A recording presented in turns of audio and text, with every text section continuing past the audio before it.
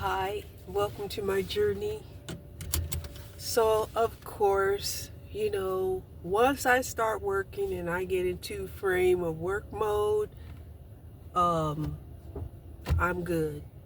Then when I get into no, this isn't work. This is volunteer. This is volunteer excellence.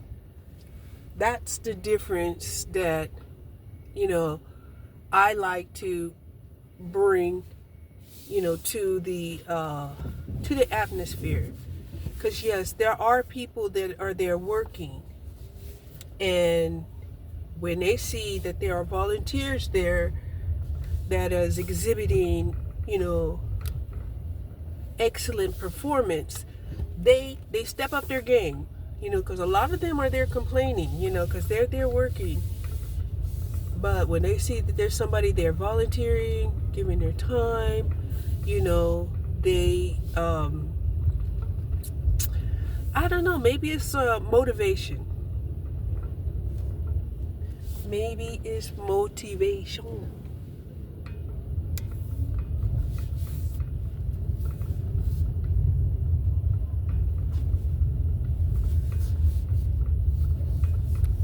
So this time while I was there, I stuck to the meal that I brought, which is the high protein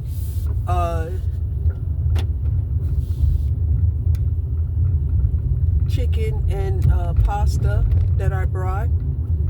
And now I don't feel so bad about what I was doing, right? And even though they had a lot of snacks there like before, I did not participate in eating the snacks. I told myself, you can take the snacks, they're free. You just don't have to eat them all today. So I do have, some crackers and some snacks here in my bag. I did eat some fig bars, which was great, because even the fig bars, they had 10 grams of protein. I was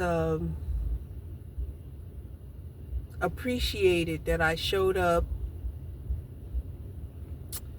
and because there were some people, they didn't show up. Other people left early, and so she was really glad that I showed up. Although I told her, I said, hey, I'm having a hard time committing, just like I was late today, and she was like, hey, she's just thankful I showed up. I was like, oh, I didn't feel so bad then. So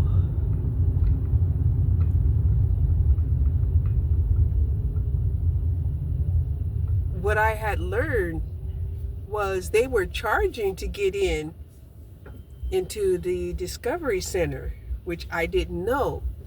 Once I knew that they were charging people to get into the Discovery Garden, I stepped up my game, and even wished, I could be like a tour guide. I would have loved that, because a lot of people didn't know all the exhibits that were done there at the garden, and I would have loved to be able to have done, a tour for groups of people.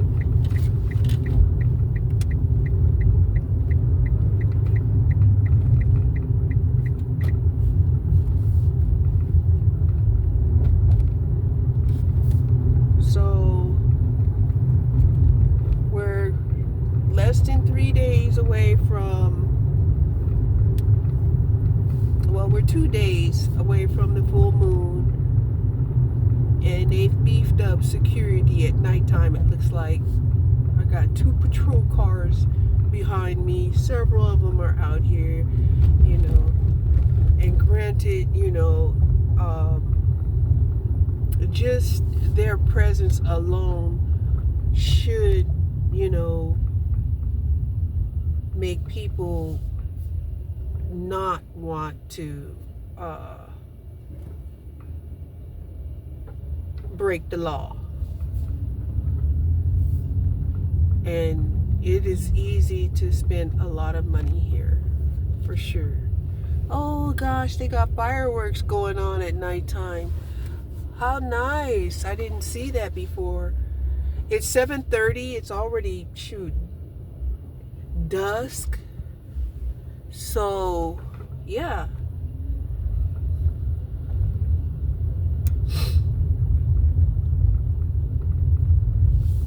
It's Sunday night. And, those who can, they are able to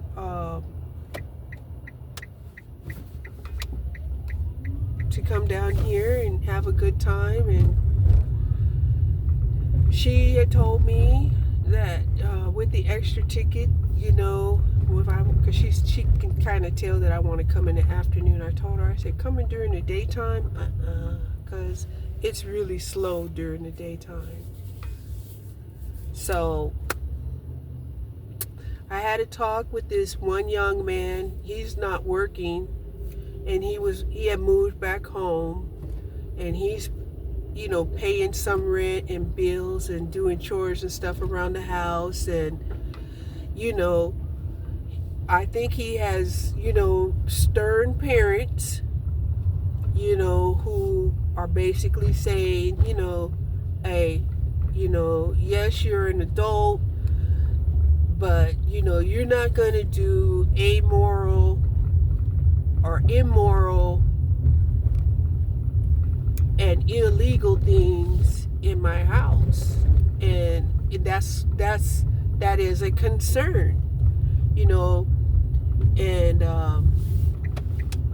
and I was telling him, I'm trying to get my daughter to come back home, and help out, and that I would even give her a lease so that she would feel like, she had adult privileges. When she was younger, yes, it was, this is my house, and in my house, you're under my authority because you're a minor and you're not going to do this and you're not going to do that in my house. And I wish, instead of me having said that, I regret that I said it that way. I should have said it that as a minor, your liberties are limited. And that is like beyond my control. Okay? So yeah, I do wish I would have said it that way, as opposed to saying, this is my house, as long as you're in my house, you're not going to do this or that, right?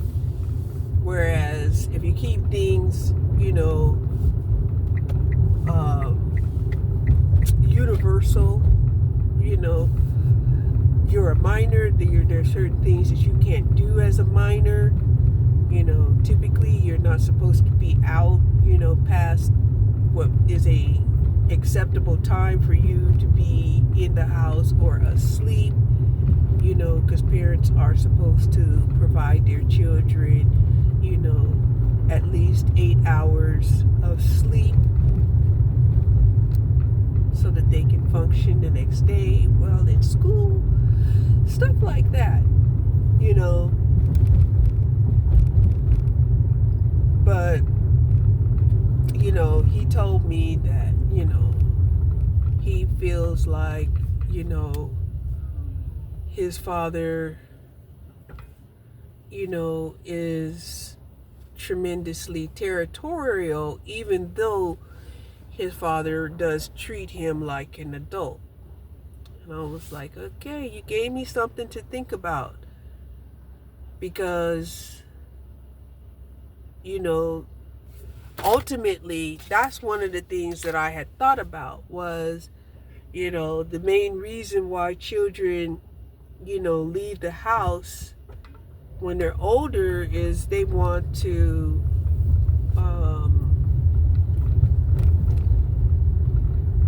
express themselves freely.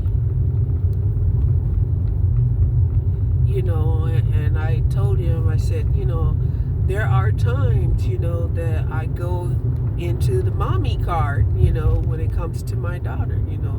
Yes, I want to treat her, like an adult, but I don't want her to put me in that same category as one of her peers. I'm not her friend. Well, I can be friendly, but I would prefer a likable or loving relationship without necessarily, being treated like one of her friends. Because, she would turn me off if she gets into drama, and I had to tell her, look, I'm too old to be involved in drama. I'm at a whole nother stage in my life, and that cursing, you may not feel like it's offensive, but to me, it invokes, feelings of hostility, irritation, and maybe even aggression. We didn't grow up during a time where, you can give people the middle finger without, repercussions. There's just a lot of things that are different from when I was growing up, from when they're growing up. Such as, we were taught, to be suspicious. We were taught to look at the positive, in people and about life. We weren't taught, to be suspicious. And that was something I really had to wrap my head around, because, when you're not used to living your life, treating everybody with discernment and giving them the benefit of the doubt until sometimes when it's too late.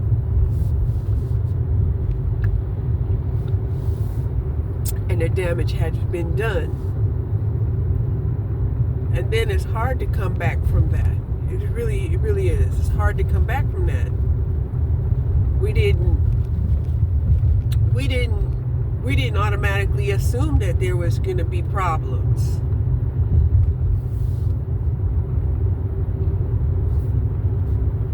And he had gave the example of a hitchhiker. So somebody that he didn't know, that, didn't look like, he took care of himself very well, had asked him for a ride. And, he eloquently declined. Okay? And I told him, I said,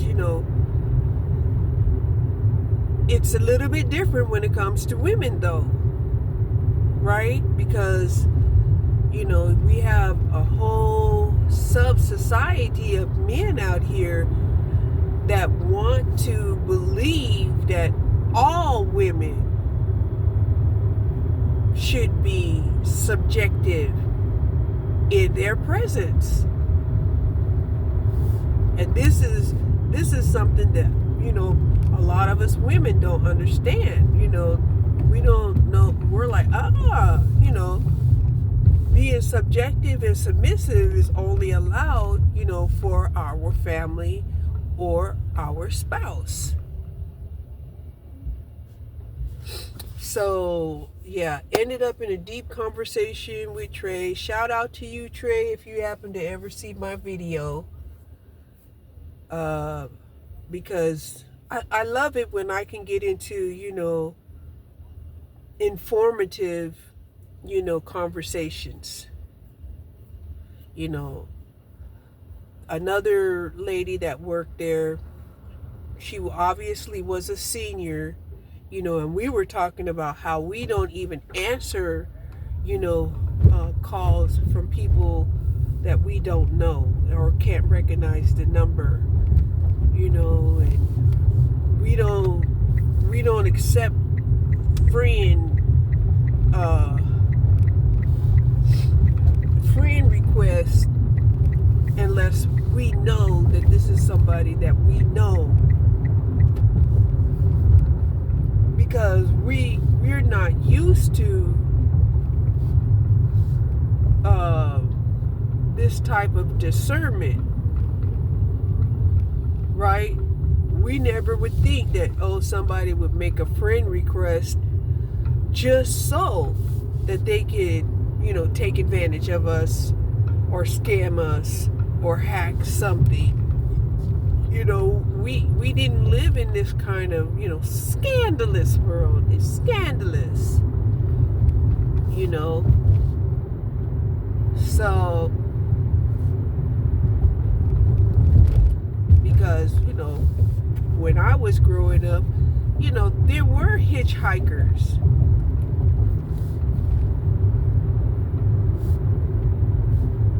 And not everybody thought the worst of hitchhikers. They just thought that this was an unfortunate person trying to get from one place to another. We never thought of, that anybody at any time could be a grifter.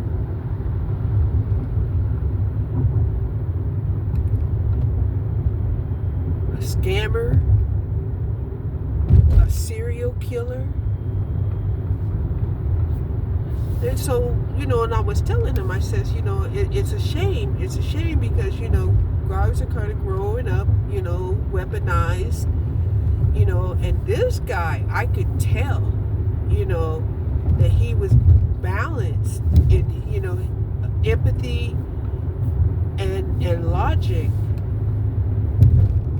which is not a usual thing for men, because men, they see empathy as feminine. And I could tell, just by talking with him that, he's, he is balanced in his feminine energy and his masculine energy, or his left side of his brain and his right side of his brain. And that's rare. It's very rare. And also it's discouraged, by the misogynistic patriarchy, period.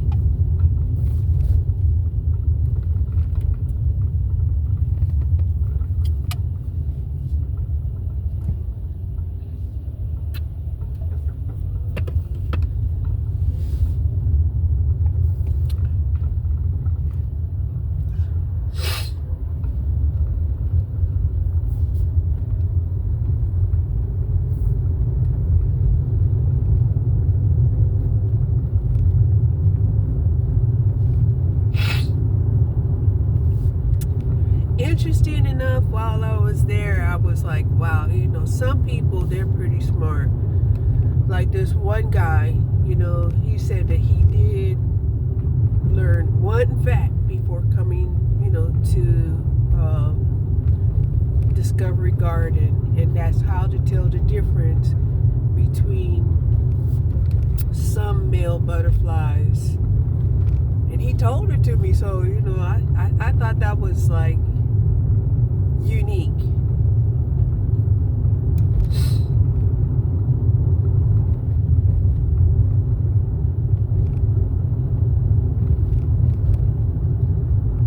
But yeah,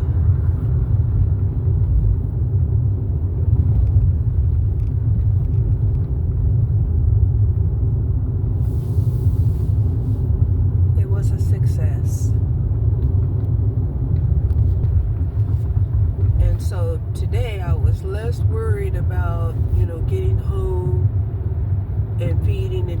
dogs, at their usual 6 o'clock time.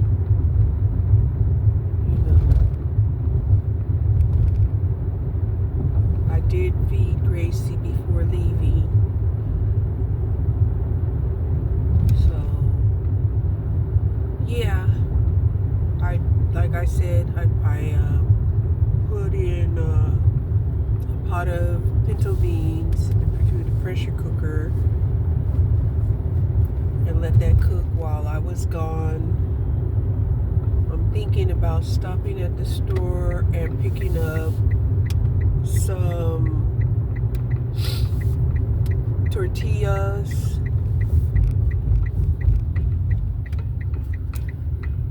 That way I can make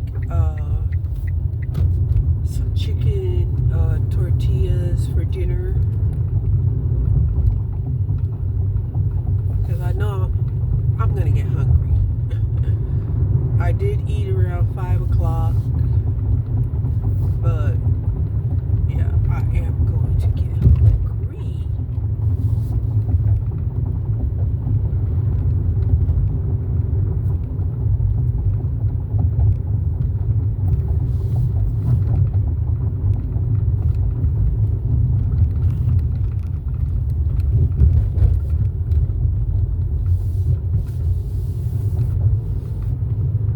So even though this Trey guy, right, even though he said he was unemployed, I guess maybe he might be doing gig work or something, because he says he pays rent and he helps out around the house. So he's getting some type of money.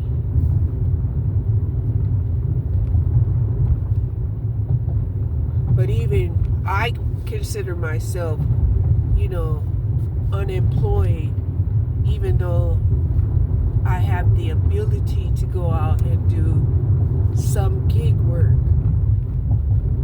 Because to me, employment can only really be considered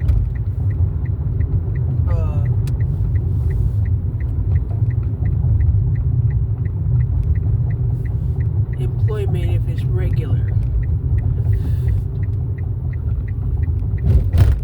So I'm gonna stop hitting in this neighborhood Walmart and get me some tortillas.